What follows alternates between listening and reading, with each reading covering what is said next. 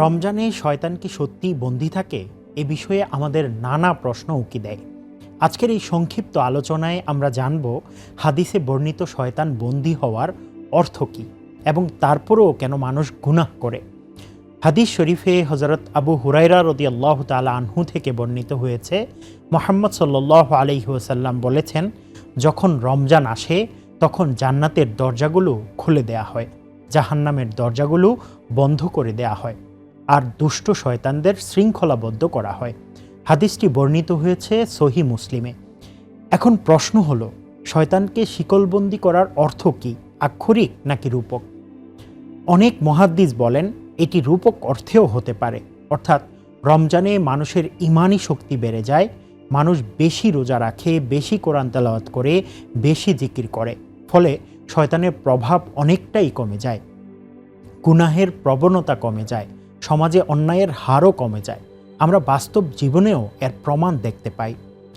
নতুন রিন গভীর থেকে পরিষ্কার করে কাপড়কে রাখে নতুনের মতো উজ্জ্বল। নতুন রিন অ্যাডভান্সড পাউডার। আবার কেউ কেউ আক্ষরিক অর্থও গ্রহণ করেছেন।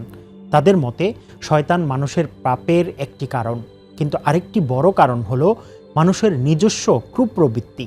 তাই শয়তান বন্দী থাকলেও যদি নফস দমিত না হয়, তাহলে মানুষ গুনাহ করতেই পারে।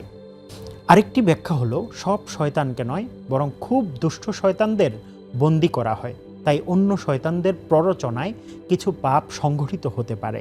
এছাড়া আমাদের মনে রাখতে হবে, শয়তান শুধু জিনের মধ্যেই সীমাবদ্ধ নয়, মানুষের মধ্যেও এমন লোক আছে যারা অন্যকে খারাপ পথে আহ্বান করে, তারা মানুষরূপী শয়তান। রমজানে জিন শয়তান বন্দী থাকলেও এসব মানুষরূপী শয়তানের কার্যক্রম তো চলতেই থাকে। আরেকটি বিষয় হলো, 11 মাসের অভ্যাস একদিনে বদলে যায় না। দীর্ঘদিনের গুনাহ মানুষের অন্তরে প্রভাব ফেলে, তাই রমজান এলেও সেই প্রভাব কিছু সময় পর্যন্ত থেকে যেতে পারে। আমাদের মনে রাখতে হবে, রমজান আমাদের জন্য এক মহান সুযোগ। এ মাসে আল্লাহ তাআলা রহমতের দরজা খুলে দেন, শয়তানের প্রভাব কমিয়ে দেন, যেন আমরা সহজে ইবাদতে মন দিতে পারি। তাই প্রশ্ন করা নয়, বরং নিজেকে বদলানোই হোক আমাদের লক্ষ্য।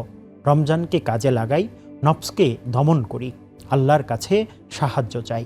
আল্লাহ আমাদের সবাইকে রমজানের প্রকৃত সুফল লাভ করার তৌফিক দান করুন। আমিন।